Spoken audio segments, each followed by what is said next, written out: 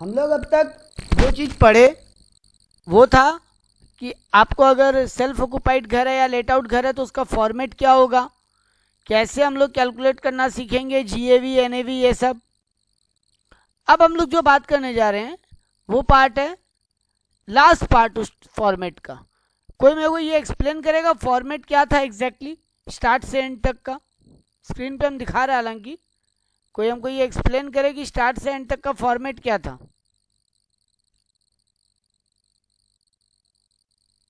House property sums का start से and तक का फॉर्मेट क्या था? Come on explain Mayank. कोई नहीं, हम इसको स्टार्ट करते हैं, खुद ही बोलना। ग्रॉस एनुअल वैल्यू निकालना हम लोग सीख चुके, तो जीएवी दिया रहेगा। लेस होगा म्युनिसिपल टैक्स। म्युनिसिपल टैक्स हमेशा खुद ओनर पे किया है तो ही मिलेगा, वरना नहीं मिलेगा डिडक्ट करने।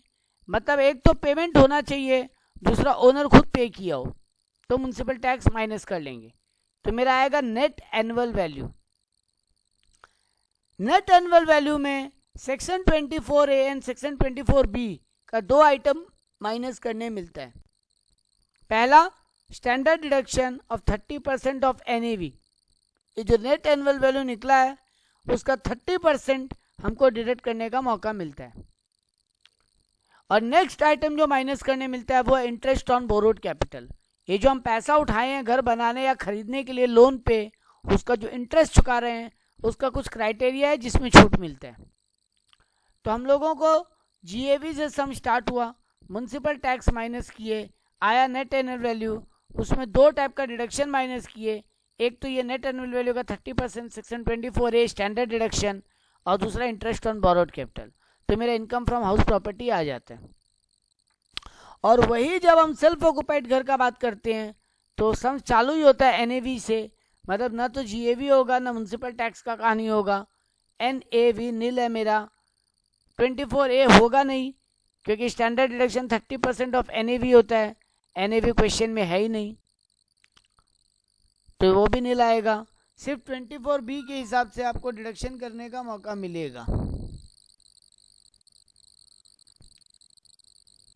सेक्शन 24B के हिसाब से आपको इंटरेस्ट ऑन बोरोड कैपिटल सिर्फ माइनस करने मिलेगा, यानी आपका सेल्फ ऑक्यूपाइड घर में इनकम फ्रॉम हाउस प्रॉपर्टी नहीं, लॉस फ्रॉम हाउस प्रॉपर्टी आएगा। तो ये था आप लोग का फॉर्मेट। इस पूरा फॉर्मेट में हम लोगों को क्या क्या कैलकुलेट करना आना चाहिए?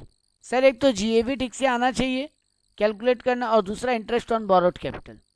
जीएवी का बात हम लोग लास्ट क्लास में कर चुके अच्छे से, बहुत डिटेल में, कि जीएवी कैलकुलेट होता है जीएमवी और फेयर रेंट को कंपेयर करते हैं, विच एवर इज हायर, उससे स्टैंडर्ड रेंट को कंपेयर करते हैं, विच एवर इज लोअर, और फिर फाइनली जो आंसर आए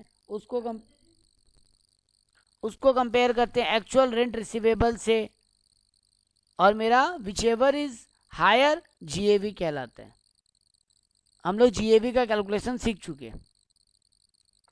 उसमें हम लोग एक्स्ट्रा बात ये सीखे थे कि अगर जीएमवी नहीं दिया रहे, एनएमवी दिया रहे, तो उसको जीएमवी में कन्वर्ट कैसे करते हैं, और उसके ऊपर हम लोग लास्ट क्लास में सम भी किए थे। अब आते हैं और दूसरा इंपॉर्टेंट बात जो कैलकुलेट करना हमको आना चाहिए, वो है इंटरेस्ट ऑन बोरोड कैपिटल। जो इंटरेस्ट ऑन बोरोड कैपिटल है वो कैलकुलेट कैसे होगा? तो मेरा बहुत इंपॉर्टेंट बात ध्यान से सुनना। इंटरेस्ट ऑन बोरोड कैपिटल को दो कैटेगरी में बांटा गया। आपको आपके असेसमेंट ईयर में, मतलब आपको आपके सम्स में दो इंटरेस्ट माइनस करने मिलेगा लोन के ऊपर। Number 1 pre period, number 2 post period. तो pre period interest and post period interest आपको माइनस करने मिलेगा इंटरेस्ट ऑन बोरोड कैपिटल। दो टाइप का इंटरेस्ट माइनस करने मिलेगा पर्टिकुलर ईयर में, एक interest on pre construction period और एक interest on post construction period. ये घर परचेज वाला के लिए नहीं है, क्योंकि परचेज में कोई प्री पीरियड पोस्ट पीरियड नहीं होगा। परचेज वाला में आप उस पर्टिकुलर ईयर में जितना इंटरेस्ट चुका रहे हो, उस पर्टिकुलर प्रीवियस ईयर में जितना इंटरेस्ट चुका रहे हो, अगर घर खरीदा हुआ है तो, अगर घर परचेज किया हुआ है तो डायरेक्ट माइनस कर लेना। लेकिन घर अगर बना रहे हो, कंस्ट्रक्शन कर रहे हो, तो घर बनने में जो टाइम बीता उसमें भी तो ब्याज चुका रहे हो, और घर बनने के बाद जो पीरियड है, मतलब जो ईयर चल रहे हैं, उसमें भी ब्याज चुका रहे हो।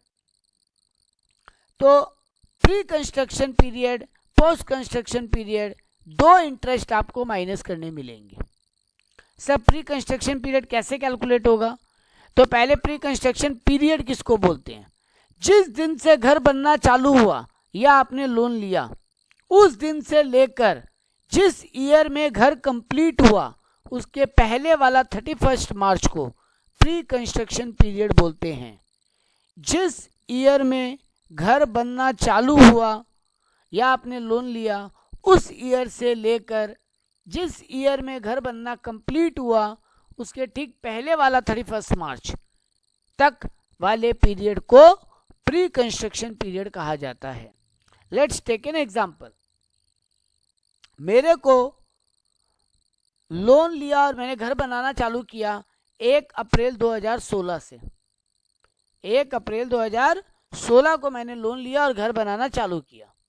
मेरा घर बन के कंप्लीट हुआ 30 सितंबर 2020। मेरा घर बन के कंप्लीट हुआ 30 सितंबर 2020। तो मेरा प्री पीरियड कहाँ से कहाँ तक कहलाएगा? You all can answer.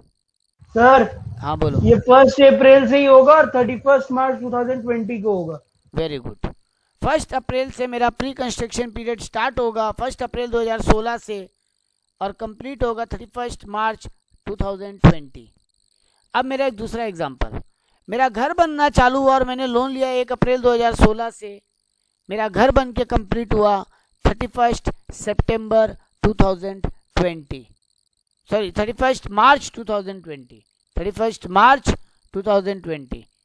1 अप्रैल 2016 से घर बनना चालू हुआ और 31 मार्च 2020 को मेरा घर बन के कंप्लीट हुआ। तो मेरा प्री कंस्ट्रक्शन पीरियड क्या होगा? वही रहेगा सर। नहीं, हम क्या बोला था? जिस दिन घर बन के कंप्लीट हो उसको पहले वाला 31 मार्च। तब तो सर आपका वो होगा 19 होगा, 19 31 मार्च 19। तो 1 अप्रैल 2016 से 31 मार्च 2019 मेरा प्री कंस्ट्रक्शन पीरियड हो जाएगा। जिस दिन घर बन के कंप्लीट हो उसके पहले वाला 31 मार्च। ठीक है? और बाद बाकी पीरियड क्या कहलाएगा? 31 मार्च के बाद वाला पीरियड जो भी होगा 31 मार्च 20 के बाद, उसको पोस्ट कंस्ट्रक्शन पीरियड बोलेंगे। कंस्ट्रक्शन के बाद का पीरियड और कंस्ट्रक्शन होने का पीरियड। सर इसको अब क्या किया आप सेग्रीगेट करके? एक एग्जांपल लिखना। आप लोग सब अपनी अपनी कॉपीज लोगे। मैं एक बार, हाँ, राइट एन एग्जांपल। मैं एक एग्जांपल लिखा रहा हूं। Construction begin 1 April 2014। Construction start हुआ 1 अप्रैल 2014 को। Loan also taken on same date. Loan taken 1 April 2014। So construction begin हुआ 1 अप्रैल 2014 को। लोन भी लिया गया 1 अप्रैल 2014 को। रुपीज लिख लो, कितना का लोन लिया? Rupees 20 lakh at the rate of 10% per annum. 20 lakh का लोन लिया गया है 10% ब्याज के ऊपर। सो कंस्ट्रक्शन बिगिन हुआ 1 अप्रैल 2014। लोन लिया गया 1 अप्रैल 2014। रुपीज है 20 लाख और कंस्ट्रक्शन इंटरेस्ट रेट है 10%। Construction completed. कंस्ट्रक्शन कंप्लीटेड या एंड भी लिख सकते हो ऑन 31/7/2019। 31 जुलाई 2019। 31 जुलाई 2019। ये मेरा सम्स है। मेरा असेसमेंट ईयर है 2021। मेरा असेसमेंट ईयर है 2021। प्रीवियस ईयर है 1920। अच्छा, कंस्ट्रक्शन कंप्लीट हुआ 2018 को, कंस्ट्रक्शन कंप्लीट हुआ 2018 को, 31 जुलाई 2018, कंस्ट्रक्शन कंप्लीट हुआ 2018 को, 31 जुलाई 2018। मेरा असेसमेंट ईयर है 2021 और मेरा प्रीवियस ईयर है 2019-2020। सम सबको लिख लिए तो हम सॉल्यूशन बिगिन करेंगे। और इसका फोटो खींच के आपके ग्रुप में डाल देंगे। तो प्रीवियस ईयर कौन सा, सॉरी यस प्रीवियस ईयर, यहाँ प्रीवियस ईयर 1920, असेसमेंट ईयर 2021। ठीक है सर। सॉल्यूशन स्टार्ट करते हैं। पहले लिखो pre construction interest, pre construction interest. Calculation करेंगे इंटरेस्ट का, प्री कंस्ट्रक्शन इंटरेस्ट। पहले लिख लो प्री कंस्ट्रक्शन पीरियड क्या है तुम्हारा, प्री कंस्ट्रक्शन पीरियड लिख लो। उसी में पीरियड क्या है, 1 अप्रैल 2014 से 31/3। प्री कंस्ट्रक्शन पीरियड क्या माना जाएगा, 1 अप्रैल 2014 से लेके कहां तक, 31/3/18। यस। तो मेरा घर बनना चालू हुआ 1 अप्रैल 2014 से, हम मान रहे हैं मेरा प्री पीरियड 31/3/2018 को खत्म, उसके बाद से पोस्ट पीरियड चालू हो जाता है। अब हमको इंटरेस्ट निकालना है प्री पीरियड का।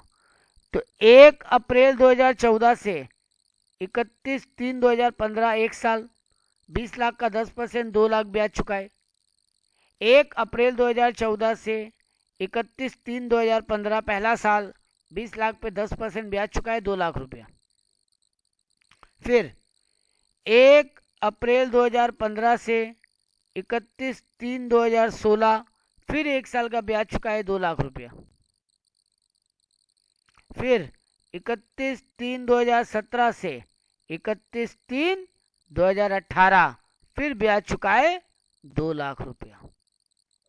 तो टोटल ब्याज प्री पीरियड का हम कितना चुकाए,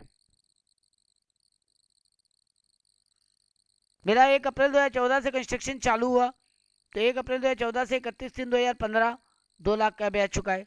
फिर 1 अप्रैल 2015 से 31/3/2016 2 लाख का ब्याज चुकाए। फिर 1 अप्रैल 2016 से, ओ 1 साल छूट गया मेरा, 1 अप्रैल 2016 से 2017 का फिर चुकाए 2 लाख। और फिर 1 अप्रैल 2017 से 31/3/2018 फिर ब्याज चुकाए 2 लाख। तो 4 बार हम ब्याज चुका रहे हैं 2-2 लाख प्री पीरियड का। 8 लाख का टोटल हम प्री पीरियड में ब्याज चुकाए हैं। Are you all agree on this? Yes sir. 8 lakh का हम टोटल ब्याज चुकाए हैं प्री पीरियड में। अब गवर्नमेंट क्या बोलता है वो सुनो, या रूल इनकम टैक्स का क्या बोलता है वो सुनो। तुम जो पूरा प्री पीरियड का ब्याज चुकाए हो उसको पोस्ट कंस्ट्रक्शन पीरियड में 5 साल में उसका छूट ले लो। आई रिपीट माई सेल्फ, पूरा प्री कंस्ट्रक्शन पीरियड में तुम जो ब्याज चुकाए हो आने वाले 5 साल तक, आने वाले 5 पोस्ट कंस्ट्रक्शन पीरियड में ब्याज का छूट ले लो। मतलब ये 8 लाख आपको 5 साल में छूट मिलेगा। एक बार में गवर्नमेंट पूरा 8 लाख का छूट नहीं दे रहा आपको। आप घर बनने वाला पूरा पीरियड में 8 लाख का ब्याज चुकाए, गवर्नमेंट बोलता है हम 8 लाख का ब्याज तुमको एक बार में छूट नहीं देंगे, तुम इसको 5 ब्रेकअप में ले लो। 5 ब्रेकअप मतलब कहां से कहां तक, 1,60,000 सर हर ईयर का। हर साल 1,60,000। वेरी गुड, हर साल 1,60,000 का ब्याज का छूट ले लो। सर कैसे लें, आने वाले 5 सालों में ले लो उसको। तो आने वाले 5 साल कौन कौन से होंगे, 1 अप्रैल 2018 से 31/3/19 पहला साल, फिर 1 अप्रैल 19 से 31/3/20 दूसरा साल, फिर 1 अप्रैल 2020 से 31/3/21 तीसरा साल, 1 अप्रैल 2021 से 31/3/22 चौथा साल, और फिर 1 अप्रैल 2022 से 31/3/2023। मतलब 18 से लेके 23 तक ये 5 सालों में आपको हर साल 1,60,000 करके छूट मिलता जाएगा इस प्री कंस्ट्रक्शन के ब्याज का। क्या ये क्लियर है? क्या हाँ सर। ये? हाँ हाँ सर। मैं, तुम्हारा प्रीवियस ईयर कौन सा है? 19-20? एक सेकंड सर, बोल रहा है 19-20? 19-20? हाँ सर 1920। तो तुम्हारा प्रीवियस ईयर क्या ये 5 साल में फॉल कर रहा है क्या, जिस 5 साल में तुमको गवर्नमेंट छूट लेने अलाउ कर रहा है? हाँ सर 19-20 आ रहा है ना। हाँ आ रहा है तो ले लो, और अगर नहीं आ रहा होता तो नहीं लेते। मतलब अगर ये 5 साल तुम्हारे 19-20 के पहले ये 5 साल खत्म होता, मान लो घर बनना चालू होता है 11-12 में और घर बनना खत्म हो जाता 12-13 में, तो तुम्हारा 5 साल तो नहीं आता ना, तुम्हारा प्रीवियस ईयर तो फॉल नहीं कर पाता क्योंकि उसके पहले ही छूट लेने का टाइम पीरियड खत्म हो जाता, तो तुमको नहीं मिलता छूट। 5 साल एंड हो जाता तो मेरे को मतलब मतलब वो नहीं मिलता। गवर्नमेंट तुमको बोल रहा है जिस दिन घर बन के कंप्लीट हो जाए वहां से 5 साल में तुम छूट ले लो। तो तुम चेक करो, अब पहले तुमको क्या निकालना पड़ेगा कि तुमको हर साल कितना ब्याज का छूट मिलेगा, तो उसके लिए पहले तुमको ये कैलकुलेट करना पड़ेगा कि तुम प्री पीरियड में कितना ब्याज चुकाए। तो पहला काम हम क्या किया, हम प्री पीरियड लिखा और ब्याज कैलकुलेट कर लिया। मेरा ब्याज आया 8 लाख कि सर आप 5 साल में, आप प्री पीरियड में 8 लाख का ब्याज चुकाए हो। तो गवर्नमेंट बोला ठीक है, इस 8 लाख को आने वाले 5 सालों में छूट ले लो। तो तुम बोला 1,60,000 सर हर साल मिलेगा।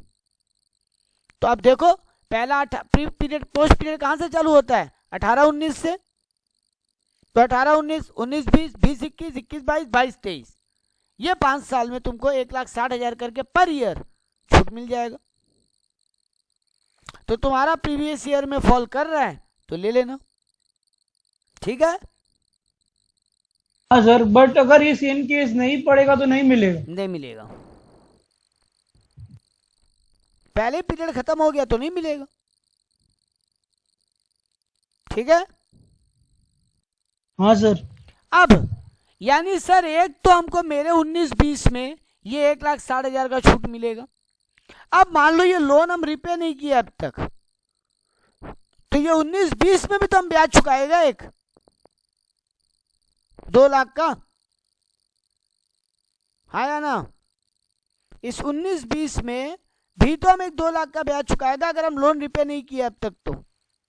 हाँ बट सर एक क्वेश्चन है मेरा। हाँ हम बैंक से उठाया तो मेरे को एक सर्टेन अमाउंट ऑफ पीरियड के बाद तो उसको पे करना होगा। ये तुमको ये नहीं बोला तुम लोन कहाँ से उठाए हो सकता है कि तुम लोन उठाए हो जिसको 10 साल के बाद एक बार में रिपे करोगे, LIC पे उठाए हो अपना, वो ठीक है। अगर तुम मतलब गवर्नमेंट बोल रहा है उस साल तुम जितना ब्याज चुका रहे हो तुम्हारे पर्टिकुलर प्रीवियस ईयर में तुम जितना ब्याज चुका रहे हो उसका भी छूट ले लो जाओ। इसको क्या बोलेंगे, interest on post construction period. Are you clear on this everyone? Interest on pre construction period हम लोग कैलकुलेट किए, 5 साल में उसको बांटे, देखिए मेरे प्रीवियस ईयर में भी फॉल कर रहा है क्या, हम 1,60,000 का छूट ले लिए। अब जो तुम्हारा पर्टिकुलर प्रीवियस ईयर है उस साल भी तो कुछ तो ब्याज चुकाए होगे, अगर लोन पूरा रिपे नहीं हुआ, मैं तुम्हारा एग्जांपल ले लें, अगर लोन पूरा रिपे नहीं हुआ है तो जितना बच गया उस पर ब्याज चुका रहे होंगे उस साल हम, हाँ या ना। हाँ सर। हाँ सर। मतलब कुछ तो ब्याज चुका रहे हो तुम अपने पर्टिकुलर प्रीवियस ईयर में, तो उसका भी छूट ले लो। एक बार के लिए मान लिए ये 20 लाख रुपया हम नहीं लौटाए अब तक, तो इस 20 लाख पे 19-20 में भी हम 2 लाख का ब्याज चुकाए होंगे,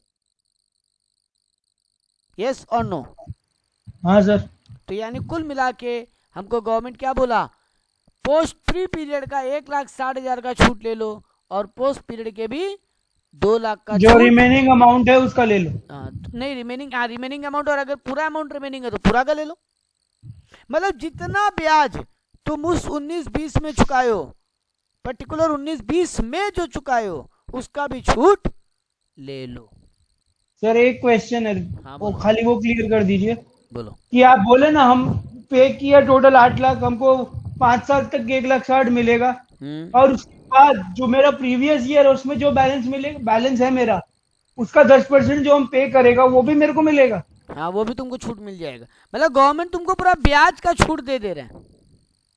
इंटरेस्ट मेरे को माफ कर देगा वो। माफ नहीं कर रहा मयंक, बोल रहा है कि तुम उस घर को भाड़ा पे इंटरेस्ट लगा के, सुनो सुनो सुनो, तुमको गवर्नमेंट बोल रहा है, इनकम टैक्स डिपार्टमेंट बोल रहा है तुम भाड़ा पे घर लगाए, तो भैया अगर तुम भाड़ा कमाए तो ये जो खर्चा कर रहे हो ब्याज का, ये वो भाड़ा कमाने के लिए किया गया है। हाँ, तो गवर्नमेंट बोलता है तुम कमाए हो तो कमाई में से खर्चा माइनस नहीं करोगे? करेंगे, क्यों नहीं करेंगे। तो वही तो गवर्नमेंट बोला। मान लो मैं कि एक एग्जांपल लेते हैं, तुम 11 लाख रुपया 19-20 में भाड़ा कमाए, तुम्हारा एक हाँ। प्रॉपर्टी था जिसको तुम भाड़ा पे लगा के 11 लाख रुपया कमाए, ठीक है। हाँ सर। मान लो 10,000, मान लो 20,000 का म्युनिसिपल टैक्स हो चुका है, तो 11 लाख जीएवी हो गया तुम्हारा। 11 लाख का तुम भाड़ा कमाए, तो एक बार के लिए मान लो बाकी आइटम नहीं दिया, म्युनिसिपल वैल्यू, फेयर वेंट, वो सब नहीं दिया है, सीधा सीधी बोल रहा है 11 लाख रुपया तुम भाड़ा कमाए, हाँ। तो 11 लाख तुम अपना जीएवी मान लोगे। हाँ। उसमें से 20,000 रुपया म्युनिसिपल टैक्स चुकाए हो तुम खुद, तुम ओनर हो और तुम खुद चुकाए हो, तो 1080। हाँ, तो 1080 तुम्हारा इनकम है। गवर्नमेंट बोलता है हम तुमको 30% तो ऐसे ही छूट दे रहे हैं 1080 का स्टैंडर्ड डिडक्शन बोल के। तो वो हुआ मेरा सर 3,24,000 जाएगा 1080 से। कैलकुलेट करते हैं, रुको। 10,80,000 इंटू 70% निकाल लेते हैं, एक ही बात है, 30% माइनस मतलब, तो तुम्हारा एनएवी आया 7,56,000, ठीक है। मेरा सर 56 आ रहा है। हाँ, तो 7,56,000 ही तो बोला, 7,56,000। हाँ ठीक है। तो तुम्हारा एनएवी आ गया एनएवी नहीं सॉरी, 30% डिडक्शन के बाद आ गया 7,56,000। हाँ। अब मैं तुम 3,60,000 तो ब्याज भी चुकाए हो, 1,60,000 प्री पीरियड का, 2 लाख पोस्ट पीरियड का। हाँ। तो गवर्नमेंट बोला जाओ ये भी माइनस कर लो, तो 3 लाख और 7,56,000 में से 3,60,000 और माइनस कर लो, तो ये बचा मेरा। तुम बोले 3,96,000 हम अल्टीमेटली उस घर से कमाए, नेट कमाई मेरा उस घर से। हाँ। तो गवर्नमेंट बोला 3,56,000, 3,96,000 हम तुम्हारा इनकम मानते हैं और उसको फिर हम टैक्सेबल करेंगे, मतलब उस ठीक पे हम है टैक्स सर, लगाएंगे। मान लो ऐसा। मेरा और कोई अदर इनकम नहीं है मयंक, एक बार, ना मेरा सैलरी है, ना मेरा कोई बिजनेस है, ना मेरा कोई अदर सोर्स है, ना मेरा कैपिटल गेन है, एक बार मान लो, ठीक है।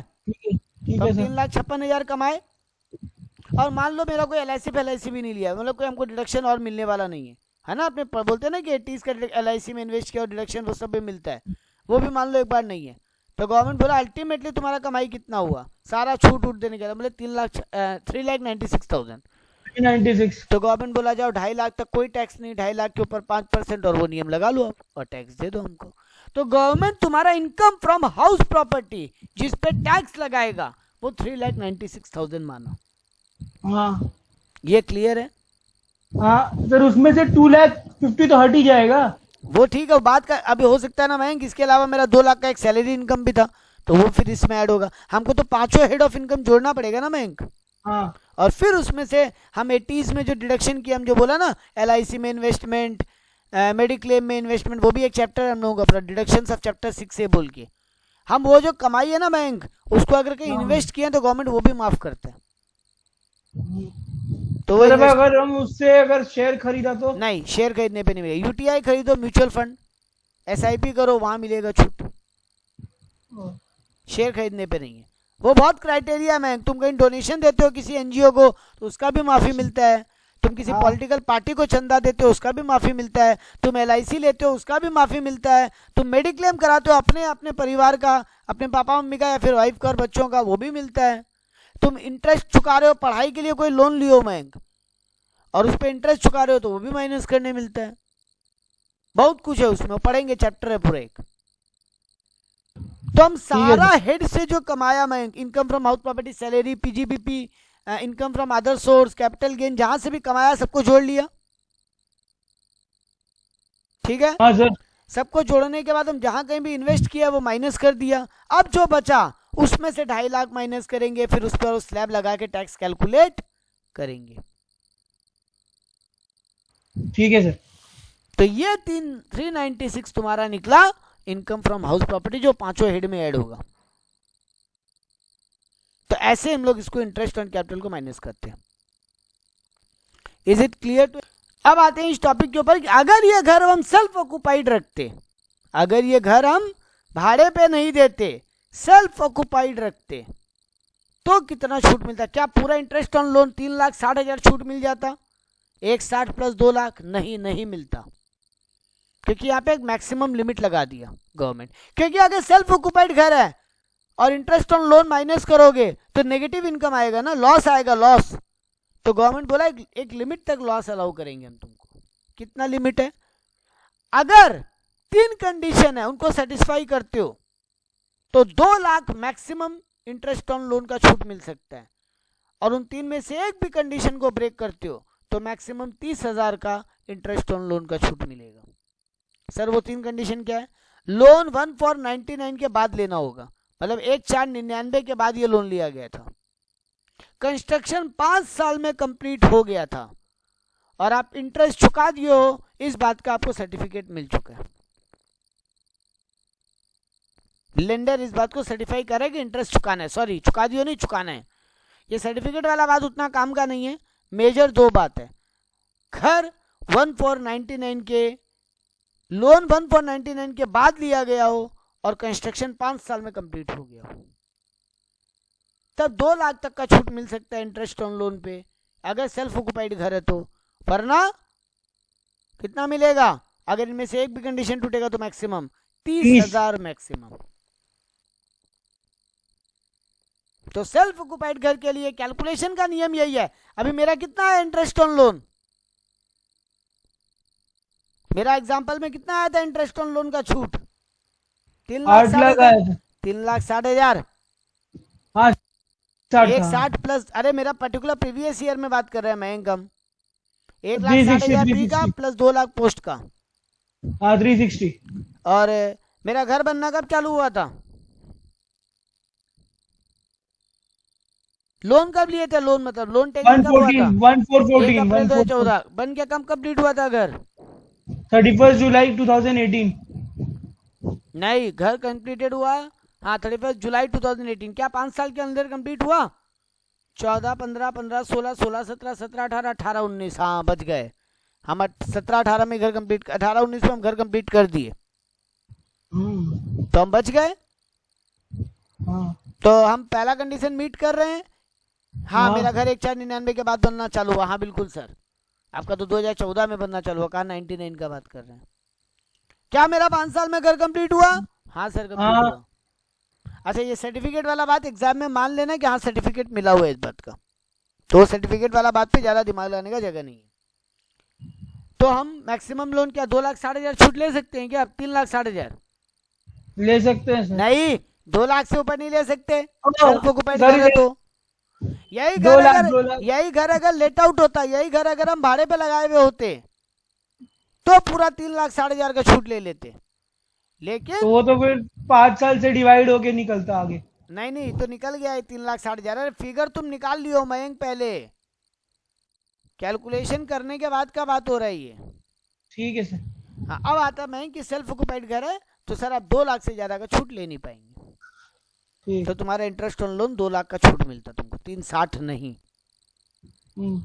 मैक्सिमम 2 लाख मिल सकता है, उससे ज्यादा नहीं, अगर सेल्फ ऑक्युपाइड घर है तो। ठीक है? हाँ सर। और यही अगर हम बोलते मेरा घर 2020 में कंप्लीट हुआ, 31 जुलाई 2020, तो तुम बोलता सर 5 साल से ज्यादा ले लिया आप तो घर कंप्लीट करने में, तो 30,000 मिलेगा, उससे ज्यादा मिलेगा। एग्जैक्टली। तो आप बोलो सर आपको 30,000 का छूट मिलेगा, बाकी भूल जाइए। क्लियर है ये?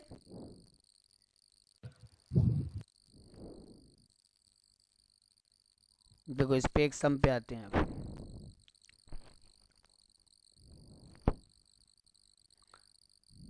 ये देखो एक सम दिया है मेरे को, calculate interest on loan allowed for assessment year 14-15 में कितना छूट मिलेगा बताओ? 15-16 के लिए 16-17, 17-18, 18-19, 19-20। आपको एक्चुअली में ये प्रैक्टिस सम है, इसलिए आपको 2014-15 का भी फिगर पूछा कि अगर 2014-15 मेरा असेसमेंट ईयर होता तो बताओ कितना छूट मिलता, 15-16 मेरा असेसमेंट ईयर होता तो कितना छूट मिलता, ऐसे करके आपको दिया है। आपको बोल रहा है लोन टेकन 1 अप्रैल 2008, 5 लाख का लोन लिया है जिसपे 10% ब्याज है।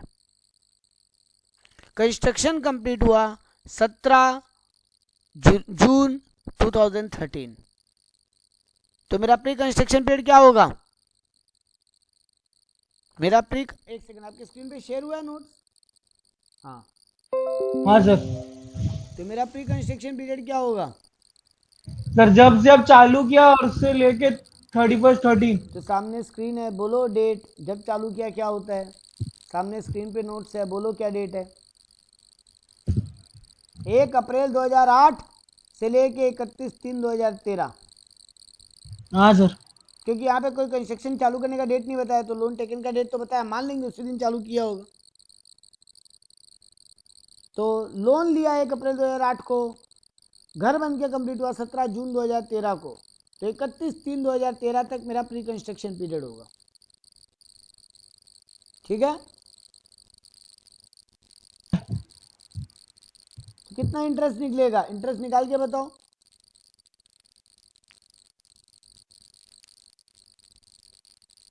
इंटरेस्ट निकालो।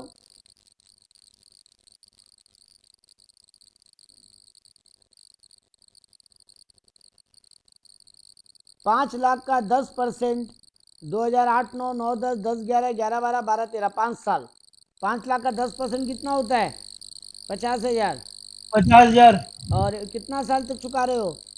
2008, 9, 9, 10, 10, 11, 11, 12, 12, 13, 5 साल, तो 50,000 into 5, 2.5 lakh total pre construction period का ब्याज चुकाए हो। 250। और जो कि 13-14 से मिलना स्टार्ट हो जाएगा। 13-14 से 5 साल तक मिलेगा। Very good. तो डिवाइडेड बाई 5 करोगे तो वही घूम के 50,000 फिर आ जाएगा। 2.5 लाख को डिवाइडेड बाई 5 करोगे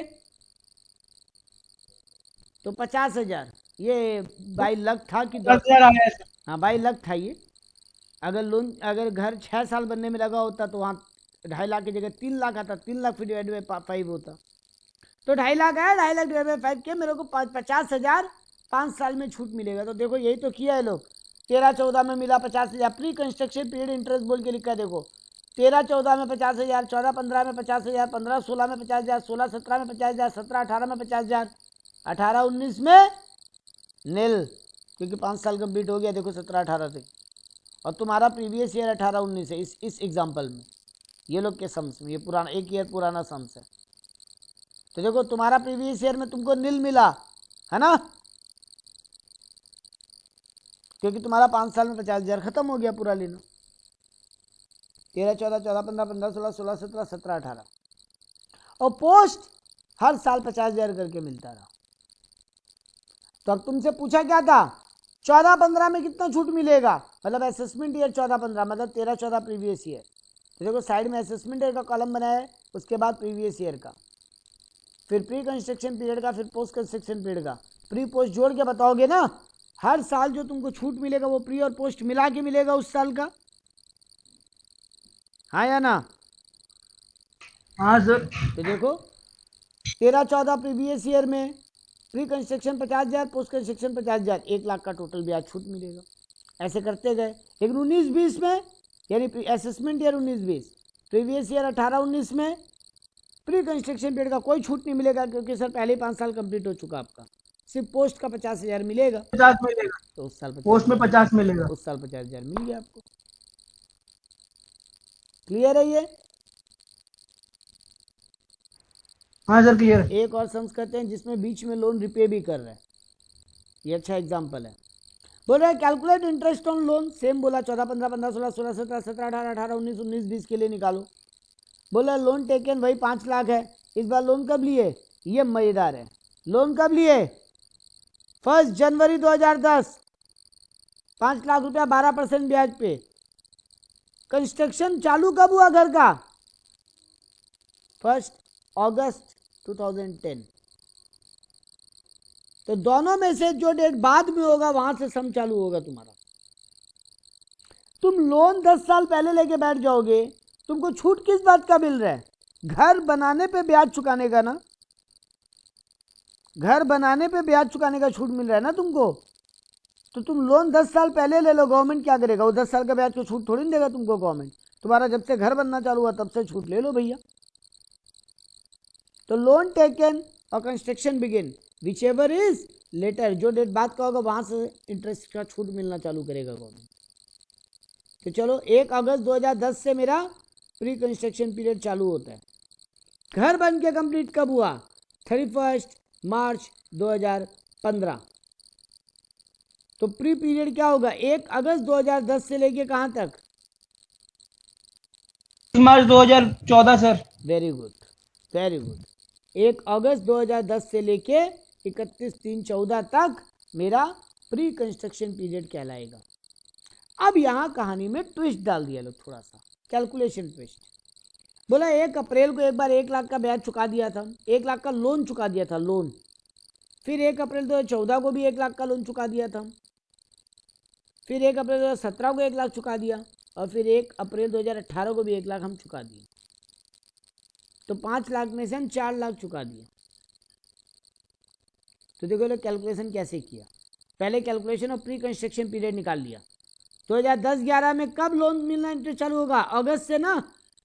तो अगस्त, सितंबर, अक्टूबर, नवंबर, दिसंबर, जनवरी, फरवरी, मार्च, 8 महीना का ब्याज चुकाना है पहला साल। अगस्त से मेरे को कमेंसमेंट हुआ घर बनना, तो अगस्त, सितंबर, अक्टूबर, नवंबर, दिसंबर, जनवरी, फरवरी, मार्च, पहला साल 8 महीना का ब्याज होगा। तो देखो 5 लाख पे 12% 8 महीना के लिए 40,000 इंटरेस्ट है। 11-12 में क्या हुआ? सर 1 लाख का तो ब्याज चुका, 1 लाख का तो लोन रिपे कर दिया, तब आपके पास 4 लाख लोन बचा है। देख लो पहला लोन कब रिपे किया है? 1 अप्रैल 2011। तो 11-12 में जो ब्याज चुकाएंगे वो तो 4 लाख पे चुकाएंगे ना, क्योंकि 1 लाख तो हम वापस करंट बैलेंस पे चुकाएंगे। हाँ, तो 4 लाख पे 12% 48,000। 12-13 में कुछ लोन रिपे नहीं किया, अगला लोन रिपे किए हम 2014 में जाके। तो 12-13 पूरा 4 लाख पे ब्याज चुका है, 13-14 पूरा 4 लाख पे ब्याज चुका है। तो मेरा post pre construction period total ब्याज हम चुकाए 1,84,000। ठीक है, 1,84,000 प्री कंस्ट्रक्शन पीरियड का हम टोटल ब्याज चुकाए हैं। ये छूट हमको 2014-15 से लेके 18-19 तक मिलेगा, 5 साल। 14, 15, 15, 16, 16, 17, 17, 18, 18, 19। 1,84,000 5 इक्वल इंस्टॉलमेंट में छूट मिलेगा।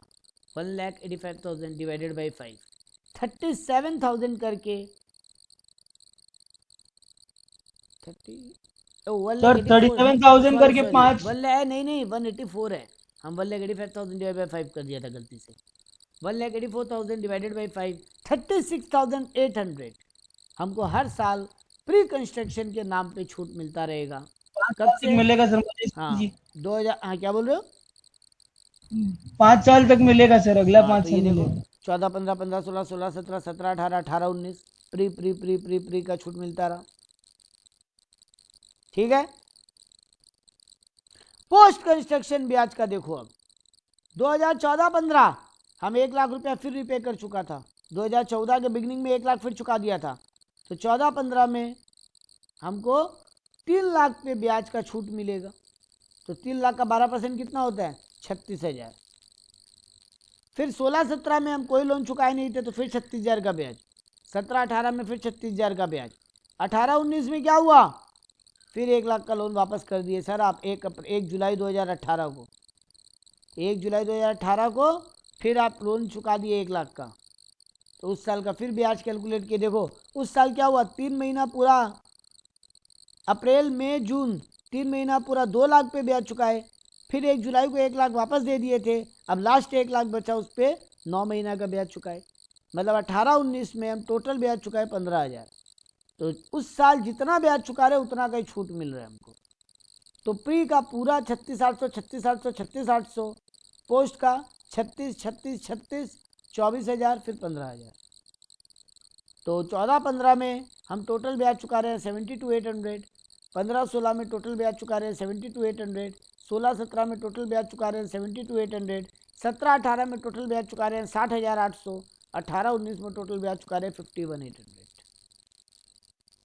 तो ये हमको हर साल उतना छूट मिलता जाएगा। ये क्लियर है आप सबको?